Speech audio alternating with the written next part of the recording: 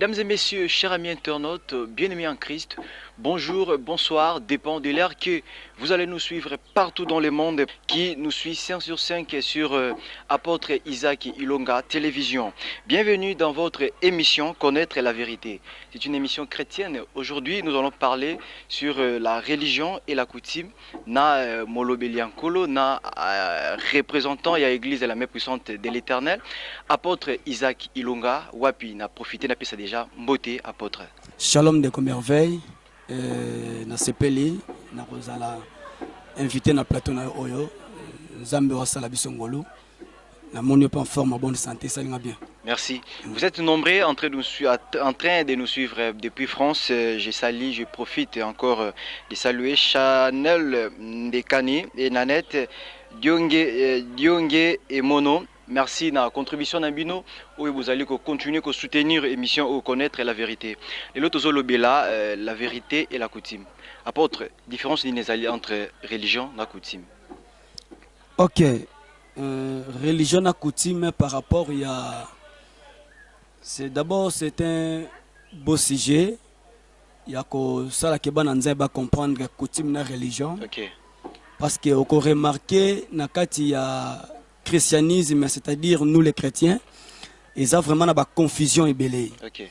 Ils ont une confusion ébélée sur la coutume et la religion. Batu bazoko kapenza te ko différencier yango. Na temps actuel, ils ont batu mususu jusqu'à présent, ba bengami ba chrétien mais bazobi ka coutume. OK. Ils appellent batu mususu oyo azobo ya coutume, azokangama na christianisme mais azo comprendre te. Et le connu, c'est la peine qu'il y ait afabo ya coutume wana. Ça n'a raison valable.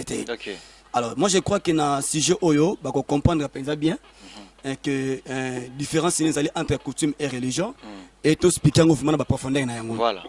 Voilà, d'abord faut qu'il y ait une définition.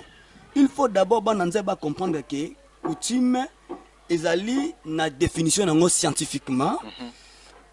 Ezali usage établi, habitude contractée. Okay. C'est-à-dire que pratique collective. Batu basangani bazui ba règle moko batie ba imposer yango et pas ya troupe moko ya bateau ya tribu moko faut bana ko respecter ba principe wana par rapport ya biloko bango ba batie. Alors eloko ni ça la mabe. En réalité tant coutume banaki na ba ancêtre na biso et banaki mabete. Mais au fur et à mesure tu dois comprendre que le coutume est comme un pouvoir moko ancestral. Okay. Na kati na yango. Oh, muto nyonso oyo andimeli Christ à Jésus comme Seigneur et Sauveur, azo démarrer te na sa ya ponction, te ya pouvoir coutumière na yeli susu. Yango komona même na kati ya Israël bazalaki na ba loi établie au Moïse apesa ki bango et c'est là que Israël est respecté yango. Donc Israël, il fallait pas obéir coutume na bango. Mais tant que Christ aye Jésus-Christ aye au remarqué na exemple moi qu'on a tiré pour que ba comprendre nga malam na pensé au Jean chapitre 8 na Jean 8 ba beti lisolo ya la femme adultère ba kangi mosi o parce que ba coutier affragante ba yena libosa Christ Jésus Bible zolo ba ke ba yena mosi oyo pourquoi ba yena mosi o parce que ba tla so ki Christ akoloba le contraire par rapport à ce que Moïse leur avait dit. Voilà. Ba que Moïse il nous a dit de lapider de telles sortes de femmes. Okay. Mais Christ abano komana mabele et bazolo ba ke tango Yesu azo komana mabele atuni bango ebi qui n'a jamais connu un péché parmi vous. Babi ke batona ba disparaître ko banda imtali boso pe asuka. Et Yesu ebi si moi salibi que personne te condamne. Okay. Olandi Yesu yemo pe a condamné yete mais coutume et banda ko condamné. Voilà. Donc selon la coutume, il a fallu que la femme ase la lapider. Mais quand Jésus aïe nakati ya preuve wana tango ils ont libéré moi si abisi muta konone ote. Donc différence déjà et salami wana entre nous les chrétiens dans le christianisme na coutume oyo tozobenga lelo oyo pouvoir ancestral. Okay. Voilà. Et ça important yako c'est la religion. Bon, en fait, religion, il faut peut-être religion et zanini. Parce que Erosala vraiment bien été, ce que tu nous expliqué, Batouka Kakoutim, Batouka comprendre peut-être que religion et zanini. Alors, religion en un mot, parce que la religion, il y en a plusieurs formes, il y en a plusieurs définitions. Okay. Voilà. Mais religion, c'est ça qu'on définir en gros scientifiquement comme étant des personnes engagées par Dieu à suivre une certaine règle autorisée par l'Église. Vous comprenez? Okay. Donc, Moutou a s'engagé Yemoko. andimi à se soumettre na ba règle moko boye na église na bango. Alors nous sommes des chrétiens. Oh, nous étant des chrétiens. Dans le christianisme, c'est une religion de chrétiens. Donc, le christianisme, c'est la religion des chrétiens. Okay. Alors, le cas de ça, chrétien, maintenant, chrétiens en année. Moni, faut quitter na ba détail au muke parce que tant que fongo la parenthèse et belé, ba nanzambe ba comprendre. Donc, ils ont déjà compris. Je pense bien que religion coutume ezali eloko yo bato basangani collectivement ba yokani ba sangani ba imposer ba loi moko par force et tikali bongo. Mais na kati ya religion eza bato pe basangani mais bandimi basangager na ba ve moko boye. Donc esali ba ve ba lande na makama na bango. Alors nous étant des chrétiens, toza bato siko yo biso to ndimeli siko enseignement ya Christ Jésus. Voilà. Yango moni par définition anemo nako loba yango qui adopte un comportement généré supposé conforme au précepte de l'enseignement de Christ Jésus. Donc biso le cas chrétien to ndima na biso to landa to tambo na makolo ya Yesu. Donc ce que Jésus a fait, c'est ce que nous allons faire. Okay. Ce que Jésus n'a pas fait, c'est que la Bible ne le reconnaisse pas, c'est que l'enseignement de Jésus ne l'éprouve pas. Biso to ça la moté. Pourquoi? Parce que nous sommes des chrétiens. Alors bandeko ba c'est la coutume. Alors, et comme on a tango muto, azana katia coutume, azana katia religion, na katia christianisme, azo pratiquer pe coutume. Ça c'est la mélange. Et c'est important de pratiquer coutume en tant que chrétien. Et c'est important de pratiquer coutume en étant chrétien. Pourquoi? D'abord, il y a une grande différence entre être chrétien et muto azali basé sur le pouvoir ancestral. Il y a deux pratiques différentes. Omoni, ba pratique ozo sala mana coutume, et ça ba pratique côté et sala mana katia religion, to na katia christianisme. Voilà. Nous étant chrétiens, toko sala lisusu te ba pratique ya coutume dans la religion. Donc en étant chrétien, muto andimeli Christ comme Seigneur et Sauveur, abimi na katia ba loi coutumière na ye. Voilà pourquoi la Bible dit que non. La Bible dit que non. Ceux qui sont en Christ Jésus, voici, sont devenus. Vous comprenez? La Bible, voici, sont devenus des nouvelles créatures. Les choses anciennes sont passées et voici toutes les choses sont devenues nouvelles. C'est que étant un commis chrétien, aïe na kata christianisme, à cause de les kamba coutumité. Moni, c'est que le lo oyo batuming bazo comprendre te. Au moment na yaza chrétien, mais car aïe chrétien wana. Tango bakufeli bakena bango na coutume. Omoni poko mona pasteur mususu par ignorance. Ako ya pe na matanga, omona ndeko akufeli akomi veuve par exemple, mais pasteur aye à obéir, à se soumettre na coutume wana. Oh, nous avons reçu un pouvoir, nous avons reçu l'autorité du Christ en nous. Donc on a pouvoir ya ko décanter la situation wana par rapport à l'œuvre ya croix ya pouvoir repérer la guérison. Sans pourtant to pratiquer coutume. Donc ce moment même pasteur aye à se soumettre na la loi ya coutume, ya famille moko, ya tribu moko quelconque, yeba que azo comprendre jusqu'à présent nzamba zo salela. Parce que même Jésus Christ lui-même a marqué la contradiction belé. Vous comprenez un peu? Et on a pris cet exemple, il y a chapitre 8, il y a la femme adultère. On a pris pas maté. Parce qu'on a remarqué que la femme méritait la mort. Ça, c'est la coutume, c'est la loi. Mais, naf pengle et logomoko. Pour vous comprendre, tant qu'on a une coutume et se contredit. Voilà. Parce que Moussa Kolobakena, coutume pèse biblique. On a dit, baza ancêtre nabiso. Moïse fit l'ancêtre pour Israël. Israël est bandit et pas ya Abraham. Nous connaissons tous bien l'histoire que Bible zolo bakeno. Nzamba pour Israël pour qu'il a construit l'histoire naie et Nanzela Israël te comprendre que Nzambe a existé sur la planète Terre. Alors, mais Nzambe a pesi Moïse ba loi et Moïse a établi des lois. Israël on dit qu'on respecte Mibeko Moïse a pesi bango. Mais Mibeko Moïse est qui coutume juif ité. Vous comprenez peu? Oui. Na coutume juif baboye. Na coutume juif balobi soki mobali. Yaya na libote akufeli mwasi na ye. Balobi il faut défendre oyakei mwasi atiki. Il faut son frère du sang ou proche parent aya a racheter mwasi wana, cela veut dire azwa mwasi wana abana ko bota na ye bana pour que ba relever le nom de défunt. On a coutume juif. Mais dans la loi Dieu avait strictement interdit biloko wana. Donc pour vous dire que la loi ya coutume na biso mingi et se conforme à ba règlement ya Nzambe na ba loi établie ya Nzambe yango biso le quoi ba chrétien moi to pratiquer biloko wana ezate parce que c'est important que dans le christianisme, tu as sous force ancestrale, parce que si tu se confies à la force ancestrale, c'est que Christ Jésus est devenu faible. Ok. Parce que Christ c'est lui la tête de l'église. Donc, toujours, on a confessé que non, par le Saint-Esprit, on a possible ce pouvoir, que nous surtout autre, que ça, tu as posé un pouvoir, il y a beaucoup côté. Parce que lorsqu'on parle de pouvoir ancestral, cela prouve que non, le pouvoir des ancêtres. Moni biloko ba salé là qui sont ni titre ba règlement wana. Or en Christ Jésus, toutes les choses sont devenues nouvelles. Apôtre Isaac Ilonga, actuellement biso africain, tous allez traiter coutume comme étant sorcellerie. Est-ce vrai? Oui. Expliquez-nous. Tout ça qu'on traiter coutume comme étant sorcellerie, comment je vais expliquer? OK. Au moins temps to lobaka ke coutume ezala ngoma bete, za bloka coutume na biso, za faut respecter coutume pe, bien que to samba to bossa na bakokote. Muta bossa na bakoko azate. Mais combo yo so mema wana, eza comme koko na oti. Vous comprenez un peu? OK. Alors maintenant to sali ba analyse, ba constat. Mutu nyonso fa comme ko boya eloko, il faut comprendre eloko ngo isaleli nini. Avant mutu okoma kolinga eloko, il faut comprendre eloko zo linga et apporter les nini. Voilà. Si ko to comprendre que na kati ya coutume et memeli biso makambo mabe ebele. Oh. Yango nde esali ke lelo o batu ba s'opposer. Batu ba s'opposer que par rapport il y a évangile, il y a Jésus-Christ, azali Seigneur et Sauveur, auto yambi. Faut na biso ebe baté.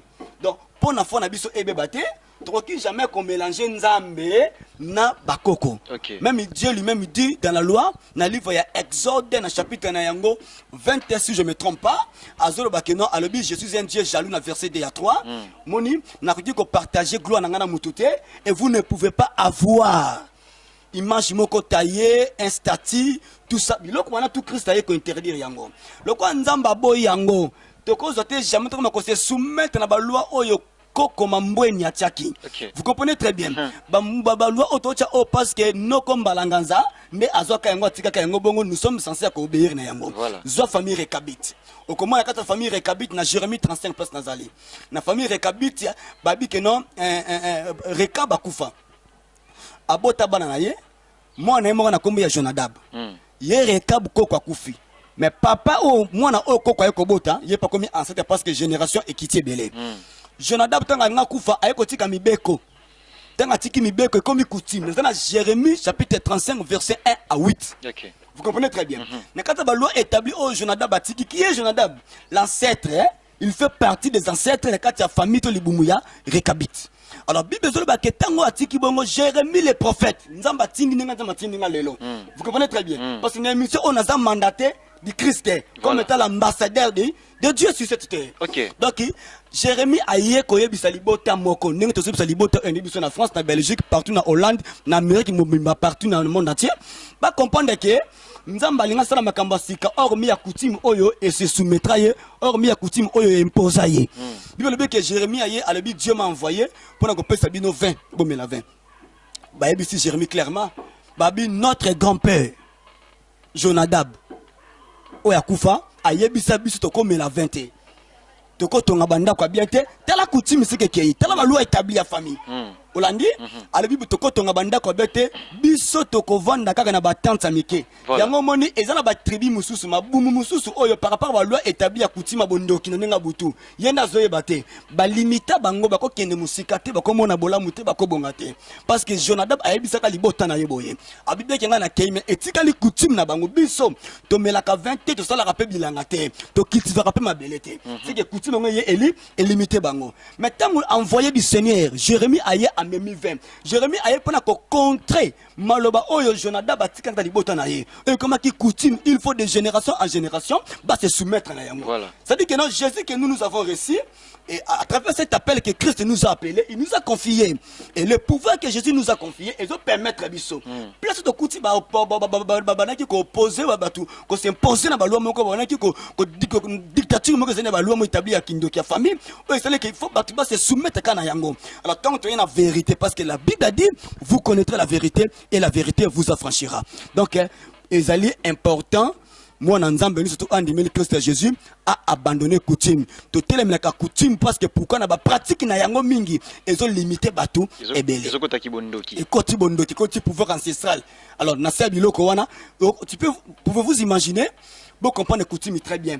Nazana bandundu za munene. Ndeko ala ndinga accompagner nazolo ba oyo. Ezana ba tribu musu par rapport à ba coutume. Oncle azana pouvoir makasi ko le quand même parents boti mwana. Est voilà. Donc on a coutume sikoyo. Ezana ba tribu musu par rapport nous sommes des Africains. Mais bien que nous sommes des Africains, nous devons comprendre que non, Christ Jésus c'est un Dieu, c'est lui la parole fétichée. Évangile autozui et parole de Dieu auto yambi ezali na pouvoir que le pouvoir nyonso. La Bible dit que même des démons sachent que Dieu existe et lorsqu'ils attendent son nom, ils tremblent. Donc Dieu existe. Alors les lois ceux qui se biso le temps bas chrétien tu dois comprendre que non ma bengi biso mais tu dois pas se soumettre na pouvoir wana quelque part tu que tu la manipuler.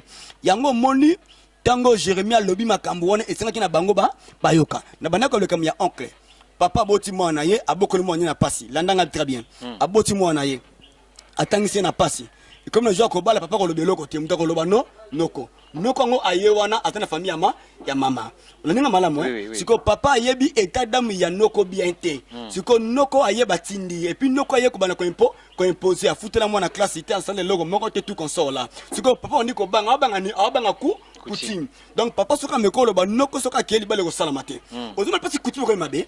Or cependant, Bible le dit que non, je bénirai les fruits de tes entrailles. Donc cela veut dire quoi? Les enfants c'est la bénédiction de Dieu. On nzamba pesi papa na progéniture na ye.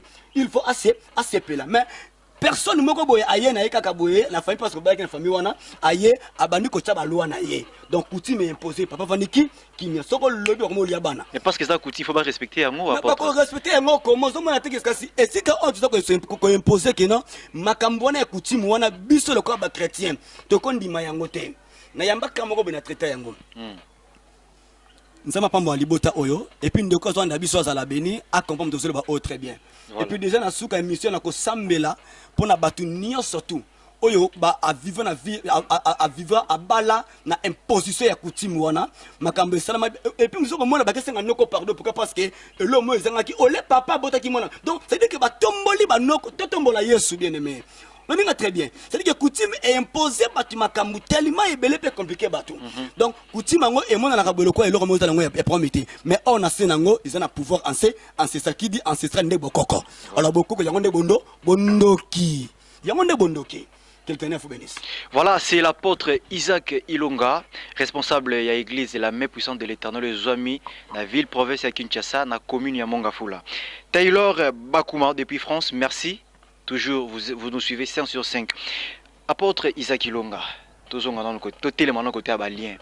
Et belé le loyo, bazo respecter ba lien, oyo no kwatika, avant au bala, il faut y aller ngaina sokolayo. Avant au salabo, il faut y aller ba loi. Voilà, ba loi mon ba imposer na kati ya libota. Est-ce que tu continues à respecter yango? Inceste pesa na kati parmi ba lien wana. Ke ndengo za boko bala kaka mwana ya papa intel.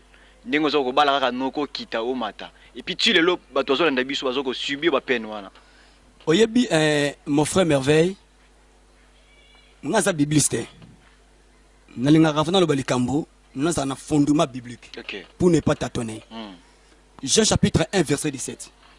La Bible dit ceci. Babi Moïse nous a amené la loi. C'est-à-dire que Moïse n'y avait pas la grâce. Moïse a imposé la loi.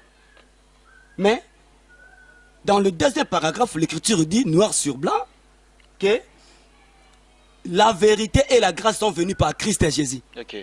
Cela veut dire avec Moïse il y a eu des mensonges. Donc, dans la loi, il y a eu des mensonges. Parce que la Bible, la vérité et la grâce sont venus par... Comme la Bible dit. Jean chapitre 1, verset 17. Alors, au moment où makambo mona ka ke batu baye babani ko s'imposer nengo mona ko mona papa boti bana ye mais le quoi azanoko bana baba bande kone ya basi ba boti bana akon négliger bana ya boti na musuni ses enfants biologiques akeko bana ko sunga siko bana kasina ye o bana nga biologique ma ça promité bango bata banoko na bango pe fona kipe bana kas voilà o mona mso atangisa bana kasi makasi kiyaye mais bana moko batanga te e bana kasango batanga mingi basunga ka ba o wana tala kuti pete na biso est-ce que vous comprenez nga pena malin passe na zolobela donc kuti mango imposer papa na nga botinga Et papa n'a pas s'occuper na ban et sœur naïe. Vous comprenez très bien? Okay. Soit disant, parce que nous sommes maintenant des cousins et des cousines. Si vous parlez de koli basungi pe bisote. Nyon sawana eza ba fria ya coutume. Donc biso to dit jamais ko landa biloko o batie pourquoi? Au moins coutume et ko changer et ko ki ko bebisa même destin mutu coutume mona wana. Mutu yo coutume e kangiye. Aussi longtemps à se débarrasser d'angoté, n'a pas pouvoir ancestral parce que dans la coutume, parce que mon a ça va lien familial, lien du sang, tout ça va lien du parole, n'a pas coutume wana. Oko remarqué le komoko. Jacob a comme na posa bala, Rebecca ba ko compliqué Abraham. Habité à bala na mboka hôtel tout comme ça là. Batindi mo na bango akene ko bala. Jacob a dit ko bala pa noko na ye là-bas. Dans le livre Genèse chapitre 29 verset 15 bukiti. Tango Jacob a commis kuna Jacob a mona Rachel. A sepe na Rachel. Marcel coutume na ba loi famille boko ndoki ya bokoko na ba lia libota et ko compliqué mutu et changer bolam na yo. Li pa moli penele pena be coutume de vieux yango. On l'a très bien. Oui. Voilà. Tango Jacob a commis Jacob a sepe na Rachel. Telo coutume ça là. Jacob là-bas a dit tu dois travailler pendant 7 ans pour que na pese mo na nga on ko pese mo na pambate. Lui pour ça la paix à pambate. Abando travailler. Ba yebisi Jacob était secret coutume mabele wana. Jacob a travaillé pendant 7 ans. Tant que 7 ans coquille après qu'on travaille à Jacob. Ole ba pesa ye Rachel ba pesa Léa. Na suka ba dévoiler secret. Ba lebi eza coutume mabele ote. Yoko bala Rachel ité fona no ene abala. Ena ngo siko Léa. Siko li pamboli ye et pas Rachel. Mais coutume telemeli Rachel abala te. Si le lopé zali ko salama na kati ya monde. Mais c'est une vérité. Et puis tala papa onenge coutume sala. Papa aussi ma ko pesa ye Léa a ebisi sala lisusu na pesa yo pe Rachel. A pesa ba nemi balé pa ya et pa Jacob. Na ebisi vérité. Eza abotem si le oyo atozi yana le kobina bango ba za prometté. Ba ko na babi non c'est la coutume na biso coutume na kala telo ba ngo nete telo bango lelo ndenge zipele ke oyo bala ya ka to pesa bango mbale. Place ko mona on aime ça bande ko tu ya basi. Oyo ozo sambela bien te. Soko moni moi mobali moko boya anobi mana yo simana ngwa kombo mana leki na yo e monsieur yebite ke pouvoir bondoki ya famille na yo. Ne esali pour que makamana e koma bongo pour que e bebi sabino libala. O te azala kinanga tout console nde mona ka mutu mususu abuma libana na ye abala kina yo officiellement ndako na ye leki ya mwasi ya ye. Donc le qui a moi ça y est, et elle kamba deuxième regardité. L'homme a été attiré par le pouvoir de la sorcellerie et à travers hier et salike malamoko à comprendre te abani ko bimana leki. To babala ki yaya ko mapena yaya. Na leki to na yaya. Donc azu debasi à côté peut 3 bas na famille moko. Biloko wana mingi za bondoki. Mais ba serviteur rebelle bazo sala ba pratique wana. Le grand problème est que oui, à présent tous en a serviteur au le si christianisme na bokoko. Oui. Olandi? Bazu bokoko ba ina kati église. Aya na église na ye biloko mboko na bango aya na ngwa kunda ngona église pour que benele bato. Supposons un pasteur azana kodia. Un pasteur azana kodia famille na ye ba pesa yango akoma ko sunga libota na ye pour na kodia wana. Bandimitu ba yaka bazana c'est pouvoir ancestral. Oui. Ce n'est pas Jésus qui règne là-bas. Et ça ancêtre et tribu wana do règne pas sur wana. Il y a des églises bien aimées, je vous dis vrai, surtout pour nous les Africains. Parce que pour les Européens, c'est la magie. Oui. Mais en Afrique, nous avons dit mais pour abandonner critique complètement, c'est tout un problème. Voilà. Pourquoi? Parce qu'on n'arrive pas à expérimenter la puissance de Dieu, la puissance de Jésus-Christ. Oh, il y a Bengibiso par son amour. Donc, il y a même des pasteurs, oh, il y a un pasteur, il y a un famille. Si vous avez un code, il y a un et Moussa, comme on appelle, Aza chrétien, bien qu'en église, dans la boutique, dans la kodia. Moussala oya za kodia. Si ko kodia sala kanini. Aza obligé. Il faut akipaka bana bande ya bande konaye. Na beta eloko moko mukie ona kutana yango pendant quelques minutes. Pona kodia opatolo be la coutume. Voilà. Ndeko moko ya mwasi ya balaki. Ndeko antanga bali, azaka na kodia famille. Aba na passe na retard nana. Isa histoire moko vrai. Na passe à sambela koli titi mais na kodia famille na ye akipaka bande kona libota.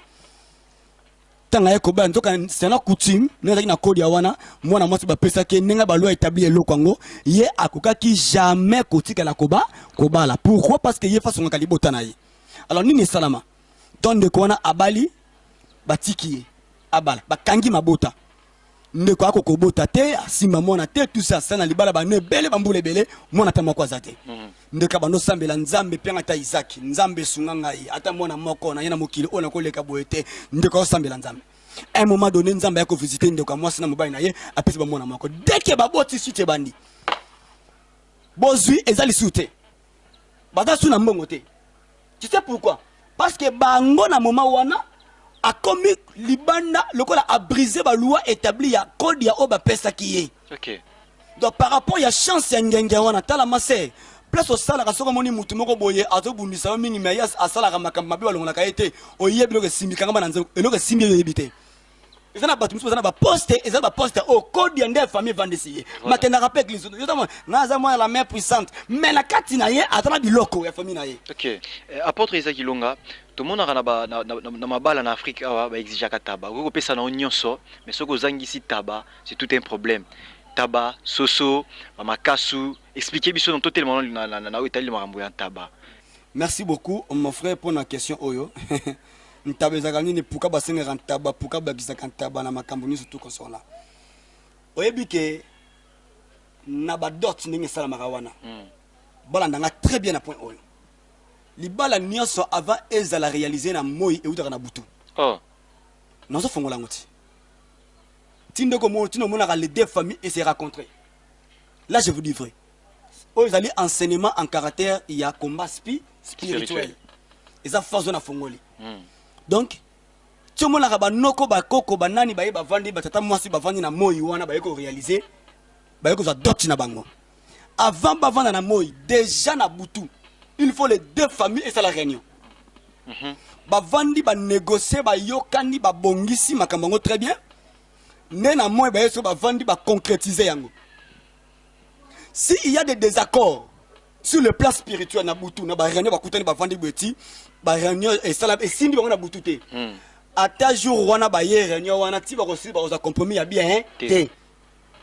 Donc mon akamobalango bana bana ko soana tout ça tout mais to quand déjà facture to yokana déjà na facture oyo nyonso to yoko pesa lelo sur kambuni ni c'est que boy bango ke ndenge baza wana na butu esimba kité parce que biloko bon ça qui moi si o bazo baza mayele te tant ba pesa nouvelle makelele bazo sona la mbongo o banolela nga sikolo sanenga nini poni noko mpia o sala bongo noko machuda nzoka nde kama noko mpia te na noko fulani te.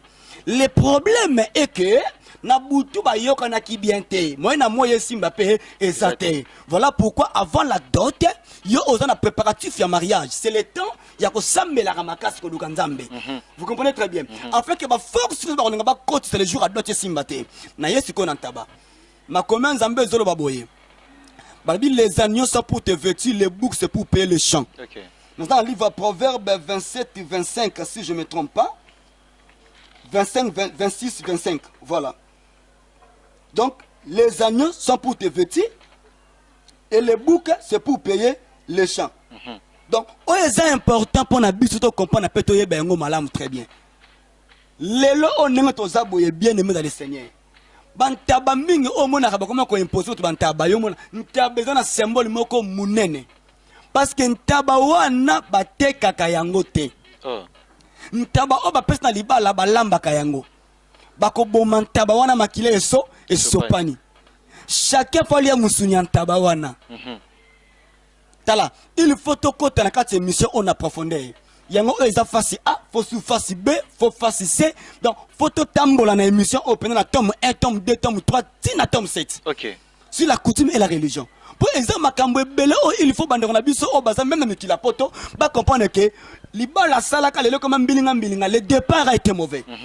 Na jour à d'autres na yo nini le kaka ba symbole ni se manifestaka makamni e compliqué kabino parce que base départ yangwana ceux qui bo sali yangwana kata bo nzambe te bo vandeli mingi principe coutumier je vous dis vrai à la longue mabala wana ezana ba complication tellement ebele alors si ko tang ba pesi ntaba on peut comprendre ntaba ngo ba bomeka kawana muso komona bazo soso bazali pe ko kiseka la source fazala. Pourquoi le dit que non, les boucs sont pour payer le champ par rapport à Salomon Zoloba, na proverbe. Ce que les boucs sont bilanga pourquoi?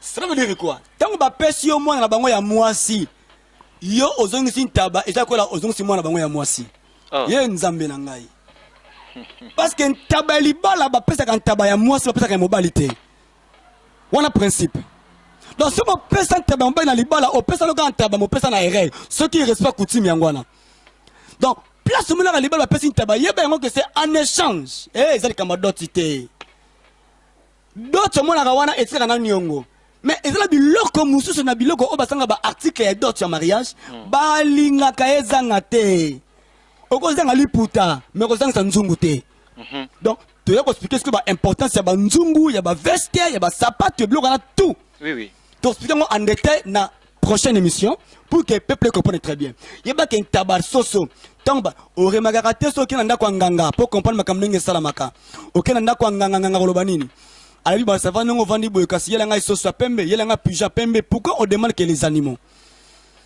neloko ezosenga nzoka baosenga yo baanimaux parce que ndenge oyo na nyama wana na kati ya incartation yeba yango ke nyama wana akomi sikoyo mutu wana omoni esalamaka Okay. donc ti topesi yo mwana biso ya mwasi comme on est Christelle topesi yo Christelle na biso tozwi ntaba na yo yeba yango ke Christelle na biso toza na ye awa Christelle na biso azaka na contrôle na biso Depuis Belgique, Mama Dorcas Boke, la prophétesse, Ozolanda Bisope, Tozana na apôtre Isaac Ilonga, apôtre Tozonga na question malgré tout Ngongeza Mongunya, aleki na délivrance, aleki na coutume, aleki na ba de tap nyonso, ba comme na bénédiction nuptiale, ba sala nza ba pamboli bango. Est-ce que lié wana ko continuer ko landa bango, ko continuer ko landa eti nanda kunya libala?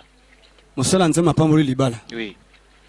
ko pambola libala eza délivrance idée Et c'est encore les questions de délivrance. oh papa na ngai reçois la bénédiction moza délivré te la bénédiction et être délivré c'est deux choses différentes. Par là, après bénédiction, il faut cela veut dire que ce qu'on a cérémonie il y a mariage il y a bénédiction il y a religieuse Oui.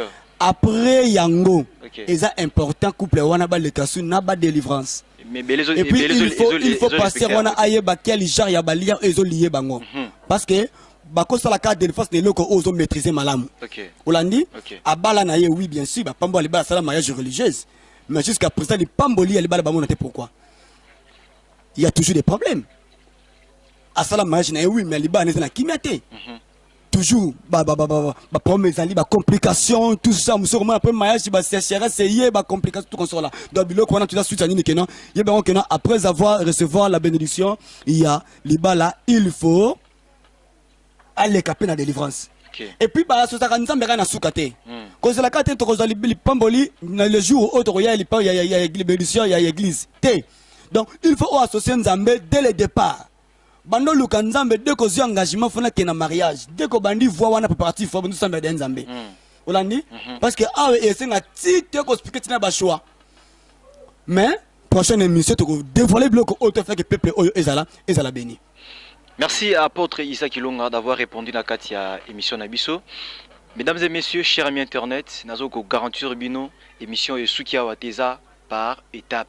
Tokolandisa édition parce que il y a tant de choses il faut découvrir quand on a quatre émissions connaître la vérité. Bozalier belé bozolanda biso depuis Belgique Mama Makese. Vous êtes très nombreux, abonnez-vous sur cette chaîne apôtre Isaac Ilonga télévision car boza des cités. Apôtre potochité to clôturer émission édition première édition numéro de téléphone mot de la fin et conseil ko pesa na bay o bazali ko continuer ko pratiquer voilà nzamba pambola ba chrétien ni surtout na planète terre dans le monde entier na Asie na Amérique na Europe na Afrique partout au besoin na biso na zone de maké yele kwa ndimeli Yesu toutes les choses sont devenues nouvelles les choses anciennes sont passées na souligné très bien que ba nzamba so ba comprendre que non les choses anciennes sont passées à présent tu vis des choses nouvelles. Donc tout quand on tout ce qu'on a metté mutoto lingazo apôtre Isaac Ilonga na nzela ya WhatsApp contact ezali plus 243 82 49 39 012 plus 243 82 49 39 012 que l'Éternel vous bénisse. Merci beaucoup. Merci ezalaki bongo apôtre Isaac Ilonga azalaki invité na kati ya émission Connaître la vérité. Tolobeli ngai na ye tosali un peu ko échanger sur la religion et la coutume nazo garantir bino eza ba édition ebele parce que na enseignement apesi biso na kati ya tongo ya lelo ezali mulai ezali ba question ebele akomeka un peu ko faire comprendre biso wapi coutume ezali wapi religion ezali bozali ebele bozali kolanda émission ou connaître la vérité bosabone na chaîne na biso ya apôtre Isaac Ilonga télévision car vous avez décidé que Dieu vous bénisse. Au revoir.